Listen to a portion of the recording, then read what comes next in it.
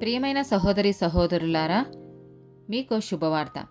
2025వ సంవత్సరంలో మొత్తం 365 అంశాలను మీతో పంచుకోబోతున్నాము.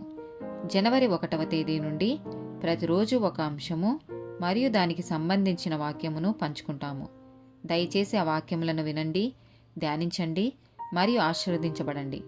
దయచేసి సబ్స్క్రైబ్ చేయండి మరియు మీ స్నేహితులతో పంచుకోండి. ధన్యవాదాలు.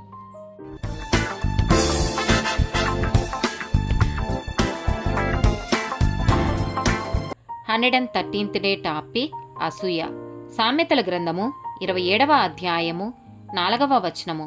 క్రోధము క్రూరమైనది, కోపము వరదవలే పొర్లునది, రోషము ఎదుట ఎవడు నిలవగలడు? రోమీలకు రాసిన పత్రిక 13వ అధ్యాయము 13వ వచనము. అల్లరితో కూడిన ఆటపాటలనైనను మత్తైనను లేకయు, కామ విలాసమునైనను పోకిరి చేష్టలైనను లేకయు, కలహమైనను మత్సరమైనను లేకయు, పగటియందు నడుచుకొన్నట్టు మర్యాదగా నడుచుకొందము. 1 కొరింథీయులకు రాసిన పత్రిక 3వ అధ్యాయము 3వ వచనము.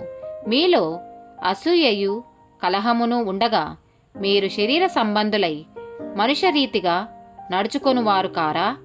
1 కొరింథీయులకు రాసిన పత్రిక 13వ అధ్యాయము 4వ వచనము. ప్రేమ దీర్ఘకాలము సహించును, దయ చూపించును. ప్రేమ మత్సరపడదు, ప్రేమ డంబముగా ప్రవర్తింపదు, అది ఉప్పొంగదు. ఆమెన్.